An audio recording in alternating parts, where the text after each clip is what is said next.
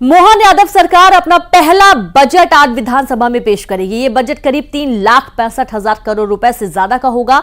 Budget में नए कर लगाने की संभावना फिलहाल नहीं है और बजट में सिंहस्थ गेहूं पर 125 रुपए प्रति क्विंटल बोनस, लाडली बहना, छात्रवृत्ति, स्वरोजगार, मोटे अनाज और पशुपालकों को प्रोत्साहन देने के लिए राशि विभागों को आवंटित की जाएगी।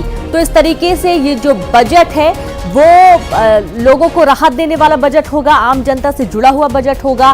करीब 4.25 लाख करोड़ का ये बजट होने वाला है और कहा यह जा रहा है कि कोई भी अतिरिक्त भार नहीं पड़ेगा क्योंकि जो टैक्स है उसमें कोई भी बढ़ावा नहीं होगा। तो ये मोहन यादव सरकार का अपना पहला पूर्ण बजट विधानसभा में आज पेश होने वाला है।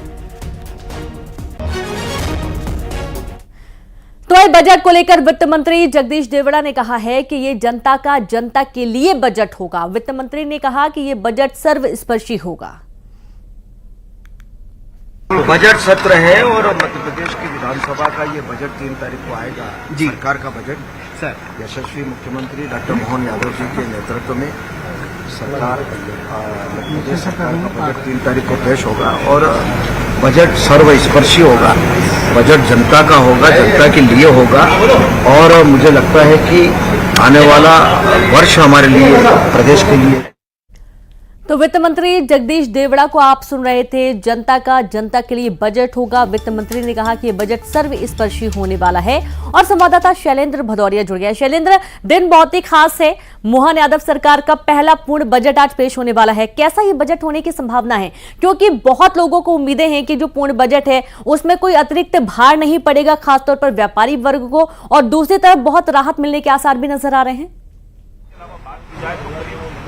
बिल्कुल बिल्कुल, आपने ठीक कहा कि ये बजट जो है जिसको ये माना जा रहा है कि सर्वहितैषी बजट होगा। सारे जो वर्ग है उनको ध्यान में रख के ये बजट तैयार किया गया। मैं इस वक्त जगदीश देवड़ा जो वित्त मंत्री है, डिप्टी सीएम भी, उनके आवास पर ही मौजूद हूँ। तमाम तैयारियां जो है वो कर ली गई और अब से कुछ देर बाद वो यहाँ पर पूजा अर्चना करेंगे। पूजा अर्चना करने के बाद वो बजट लेकर जो है वो विधानसभा के लिए रवाना होंगे। और जिस तरीके से बताया जा रहा है कि 2023 के जो चुनाव हुए थे उसमें जो संकल्प पत्र में जो वादे किए गए थे उन वादों को पूरा करने के लिहाज से इस बजट में तमाम प्रावधान किए गए हैं। खासकर चाहे वह महिलाओं को लेकर लाडली बहना योजना को लेकर की बात हो या फिर युवाओं को स्वरोजगार को लेकर जो बात कही जा रही है उसको लेकर बात हो, किसानों की एमएसपी को लेकर बात हो, और जिस बात का आपने जिक्र किया कि अतिरिक्त बोझ जो है इस बजट में नहीं डाला जाएगा, ये इस तरह की सूचनाएं जो है वो प्राप्त हो रही है। और सीधे तौर पर इसे माना जाए कि मध्य प्रदेश के व्यापारियों को भी के हितों को भी ध्यान में रखा गया है। तो तमाम जो वर्ग हैं अलग अलग, चाहे वह युवा हो, महिलाएं हो, किसान हो या व्यापारी हो, सभी वर्गों का जो है विशेष तरीके का ध्यान रखा गया। सबसे अधिक जो पैसा खर्च होने वाला है वो अधोसंरचना विकास को लेकर खर्च होने वाला है। देखिए, इंफ्रास्ट्रक्चर जो है वो बहुत आवश्यक है और जिस तरीके से कल आर्थिक सर्वेक्षण सरकार ने पेश किया उसमें यह भी बताया गया कि किस तरीके से मध्य प्रदेश का जीडीपी भी बढ़ा है और इसके साथ ही प्रति व्यक्ति आय में भी इजाफा हुआ है। तो ऐसे में अब ये माना जा सकता है कि ये बजट जो है वो आम लोगों के लिए बेहद हितकर होगा। हालांकि अभी थोड़ा सा इंतजार करना होगा क्योंकि दोपहर 11 बजे के आसपास जब वित्त मंत्री जगदीश देवड़ा अपने आवास से निकलेंगे और सदन के पटल पर जो है वो अपना बजट रखेंगे, उस वक्त स्पष्ट हो पाएगा मध्य प्रदेश के निवासियों को क्या क्या बड़ी सौगातें मिली है। हालांकि चाहे वह मेडिकल कॉलेज की बात हो, स्कूल शिक्षा में सीएम राइज स्कूल की बात हो, पीएम श्री स्कूल की बात हो, तो एजुकेशन के क्षेत्र में भी जहां तमाम काम किए जाने की संभावना है, उसी तरीके से युवाओं को लेकर स्किल इंडिया के तहत या ये कहें कि मध्य प्रदेश सरकार ने सीखो कमाओ योजना शुरू की थी, उसमें अधिक से अधिक और राशि का प्रावधान किए जाने की जो संकेत है वो इस बजट में मिल रहे हैं। चाहे वह मेडिकल कॉलेजेस को लेकर बात हो, हॉस्पिटल के उन्नयन को लेकर बात हो, तो हर वर्ग की जो चीजें हैं जो सीधे सीधे जनता से कनेक्ट करती है, चाहे वो चिकित्सा हो या शिक्षा हो या फिर अन्य चीजें हैं, तो सभी को लेकर ध्यान में रखकर ये बजट बनाया गया है। साफ तौर पर वित्त मंत्री जगदीश देवड़ा ने भी जब मीडिया से मुखातिब हुए तो उन्होंने कहा था कि बजट जो है वो सर्वस्पर्शी होगा।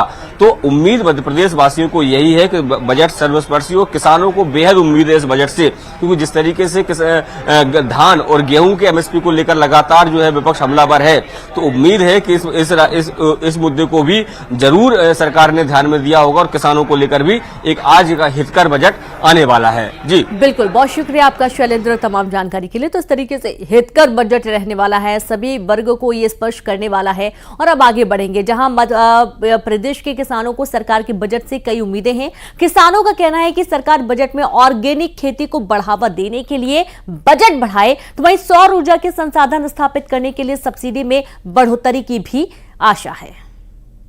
मध्य प्रदेश सरकार का बजट आने वाला है। मोहन सरकार का जो बजट आएगा उसमें किसानों को भी कई उम्मीदें रहती है, क्योंकि इस बजट में हर वर्ग के लिए सरकार कुछ ना कुछ लाभकारी योजनाएं, लाभकारी प्रावधान करती है।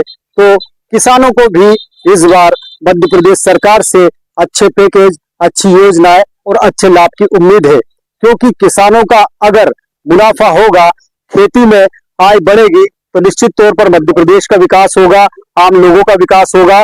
और यही वजह है कि मध्य प्रदेश के इस बजट को लेकर किसान क्या सोचते हैं, क्या किसानों को चाहिए, उन सबको जानने के लिए हम ग्वालियर के पास एक गांव में आए हैं, जहां हमारे साथ बहुत सारे किसान भाई है, बहनें हैं, और इनसे ही बातचीत करेंगे कि आखिरकार मध्य प्रदेश सरकार के आने वाले बजट को लेकर वो क्या सोचते हैं। आजकल किसान भी आप देख सकते हैं कि टेक्नोलॉजी के साथ साथ आधुनिक तरीके से खेती कर रहा है, तो लिविंग स्टैंडर्ड किसानों का भी बदल रहा है। गिरिराज जी, किस तरह का जो बजट है उसमें क्या चाहते हैं आप एक किसान होने के नाते? बजट में एक किसान तो मूल सुविधाएं चाहता है, जैसे किसान बीज खरीदता है, उर्वरक खरीदता है, या किसान को खाद लगता है, उस पर सब्सिडी बढ़ाई जाए। मध्य प्रदेश में किसानों के लिए धान है, बाजरा है, इनमें एक तो क्या है, पहले से समर्थन मूल्य थोड़ा सा बढ़ना चाहिए महंगाई के हिसाब से। तो बनिया व्यापारी वर्ग तो हाल बढ़ा देता है, लेकिन किसान जो किसान है उनका अगर समर्थन मूल्य बढ़ेगा तो वो लाभ होगा। उसके सौर ऊर्जा में जो सौर ऊर्जा प्लांट के लिए अभी बहुत मारामारी हो रही है, उससे क्या किसानों के लिए सौर ऊर्जा अगर घर में उनके यहाँ लग जाएगी कुओं में, तो वो आसानी से अपनी लाइट चालू कर सकते हैं, उससे मोटर चालू करके आसानी से पानी बढ़ा सकते हैं। बजट में वृद्धि करना चाहिए। किसानों के लिए जो बजट है, अभी सभी का स्तर ऊंचा हो गया है, लेकिन किसान आज भी उसी स्थिति में है। आप महंगाई देखिए, हर चीज की चीज बढ़ रही है, लेकिन किसानों की चीजों को आज भी उसी स्तर पर रखा गया है। क्या कहना चाहते हैं जी? कहना चाहते हैं कि महंगाई हो रही है, वह मतदाई होना चाहिए, खाद कूड़े की और का खाद की महंगाई, हाँ, और सवाई दवाई की, बीज की, सबकी महंगाई है।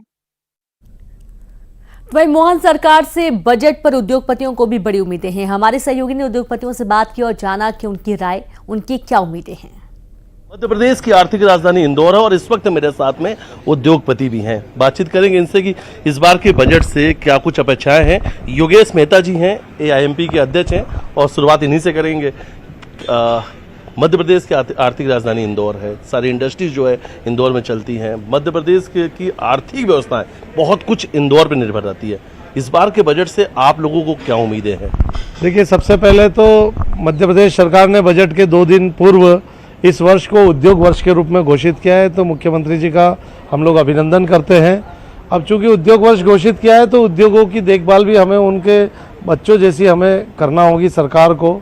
हमारे कई औद्योगिक क्षेत्र ऐसे जो आज भी सड़क, बिजली, पानी से पीछे हैं, उनमें किसी अधोसंरचना को लेकर बहुत समस्याएं हैं। जैसे पालदा औद्योगिक क्षेत्र, वहाँ पर इकट्ठा हम एक पैकेज की मांग कर रहे हैं कि 100 करोड़ रुपए का वहाँ पर एक पैकेज दिया जाए, जिससे सारी सड़कें, ड्रेनेज, नालियाँ, बिजली, सब तरह की व्यवस्थाएं वहाँ पर सुचारू रूप से हो पाए। इसके अतिरिक्त अब नए उद्योगों को विस्तार के लिए जो 50-50 साल पहले जो औद्योगिक क्षेत्र बने थे, अब नए औद्योगिक क्षेत्र, चूँकि इंदौर एक आर्थिक राजधानी है और इंदौर मध्य प्रदेश में लगभग 50 से 60% राजस्व का हिस्सा देता है मध्य प्रदेश को, तो यहाँ पर उद्योगों की गतिविधियों में बहुत ज़बरदस्त तरीके से तेजी रहती है। तो इन गतिविधियों का लाभ लेना चाहिए। इसके लिए जगह की बहुत कमी महसूस की जा रही है।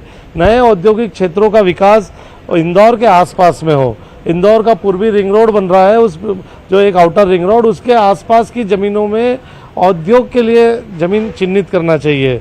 किसानों से अगर हम ज़मीन लें तो किसानों का भी नुकसान ना हो, उनके साथ मिलाकर विकास के पहिए में अगर एक तरफ उद्योग का पहिया है तो दूसरी तरफ किसान का पहिया लगना चाहिए, तब ये सरकार का पहिया, सरकार की गाड़ी ठीक से चल पाएगी। तो मेरा सरकार से निवेदन है कि नए औद्योगिक क्षेत्रों का विकास करें।